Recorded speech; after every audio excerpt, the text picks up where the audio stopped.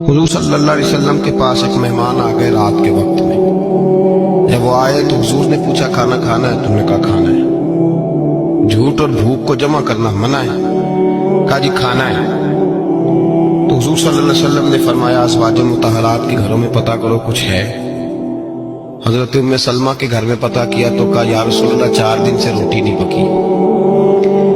حضرت زینب سے پوچھا تو کہا حضور کئی دن سے چولہا ہی نہیں جلایا. حضرت عائشہ صدیقہ، حضرت میمونہ، حضرت سودا، تمام گھروں سے بظاہر یہ دو جہاں کے شاہ ہیں، پر پاس کچھ رکھتے نہیں. دو جہاں کی نعمتیں ہیں ان کے خالی ہاتھ میں. ہر چیز ہے پر فقر اختیاری ہے. کوئی شے نہ ملی. نبی پاک صلی اللہ علیہ وسلم نے مسجد میں اعلان کیا، فرمایا کون ہے جو میرے مہمان کو روٹی کھلائے. ان لفظوں کا حسن کوئی حسن والا ہی سمجھ سکتا ہے. فرمایا کون ہے جو میرے مہمان کو کھانا کھلائے.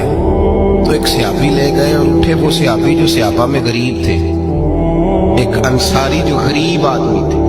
اگرچہ میرے محبوب کے غلاموں میں جو بڑے امیر تھے وہ بھی خرچ کرنے میں بڑے آگے تھے. حضرت عثمان غنی رضی اللہ تعالیٰ، حضرت عبد الرحمن ابن عوف، حضرت ابو بکر صدیق رضی اللہ. لیکن یہ غریب آدمی کا حضور میں لے جاؤں گا، میں لے کے جاؤں گا. یہ بخاری مسلم ہے. حضور نے فرمایا لے جاؤ. وہ اب صحابی گھر لے گئے اور بیوی سے مشورہ کیا. بات پہ غور کرنا، ہر چیز کی بھوک دیکھی جا سکتی ہے، بچوں کی نہیں دیکھی جا سکتی.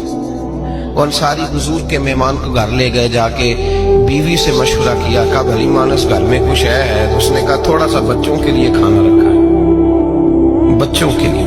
بچے تو بزدل کر دیتے ہیں، بچے تو آدمی کو بزدل کر دیتے ہیں، بچے تو مار دیتے ہیں، کلیجہ پھٹ جاتا ہے بچہ بھوکا ہو، نیند نہیں آتی. اب صحابی اپنی بیوی سے کیا کہتے ہیں؟ کہتے ہیں بچوں کو بہلا کے سلا دے. اور رسول اللہ کے لیے نہیں، رسول اللہ کے مہمان کے لیے. بھائی نبی پاک کے لیے نہیں، حضور کے تجھ سے در در سے سگ اور سگ سے ہے مجھ کو نسبت. میری گردن میں بھی ہے دور کا پٹکا تیرا، تجھ سے در در سے سگ سگ سے ہے مجھ کو نسبت. لمبی بات ہے. بچوں کو سلا دو. بی بی نے بچوں کو سلا دیا تو میاں بیوی کا مشورہ ہوا کہ مہمان کے ساتھ بیٹھ کے روٹی کھانا بھی سنت ہے. تو اب مہمان کے ساتھ بیٹھ کے کھانا بھی ہے تو کھانا ہے ایک دو آدمی کا. اب خامد اپنی بیوی کو تیار کرتا ہے کہ میں بھی کھانے میں بیٹھ جاؤں گا، تو بھی بیٹھ جانا. اور جب مہمان کھانے میں ہاتھ ڈال لے تو اٹھنا، کہنا او ہو دیا تو صحیح کیا ہی نہیں، ابھی بجھ جائے گا. اور جا کے دیا بجھا دینا. ہم ہاتھ ہلاتے رہیں گے، مہمان روٹی کھاتا رہے گا. اور یار اس درد کو، اس کیف کو سمجھو. گھر میں بچے بھی بھوکے، بچوں کی ماں بھی بھوکی، بچوں کا باپ بھی بھوکا. دسترخوان پہ روٹی لگ گئی، روٹیاں چون ڈالی.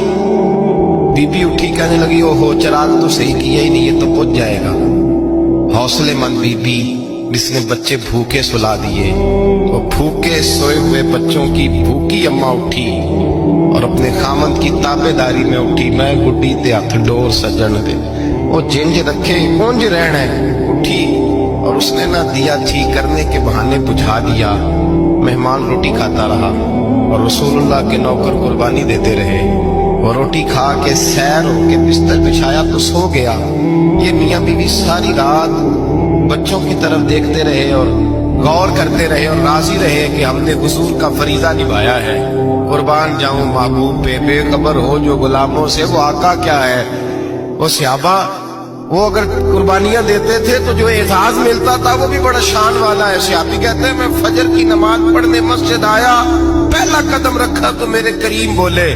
حضور نے فرمایا رات جو تو نے اور تیری بیوی نے عمل کیا ہے خدا کو بھی بڑا پسند آیا ہے، محمد مصطفیٰ کو بھی بڑا پسند آیا. اور پھر ایک لفظ اور ہے حدیث میں، ایک روایت میں ایک جملے اور بھی ہیں. حضور نے فرمایا جب تو اور تیری بیوی رات مہمان کے ساتھ احسان کر رہے تھے نا تو عرش کا مالک تمہیں مسکرا کے دیکھ رہا تھا. رب تمہیں دیکھ کے مسکرا رہا تھا. رب تمہیں دیکھ کے مسکرا. تر دامنی پہ شیخ ہماری نہ جائیے، ہم دامن نہ چھوڑ دیں تو فرشتے وضو کریں. پر میں وہ مسکرا رہا تھا کہ میرے بندے میرے رسول کی رضا کے لیے کیا کر رہے ہیں.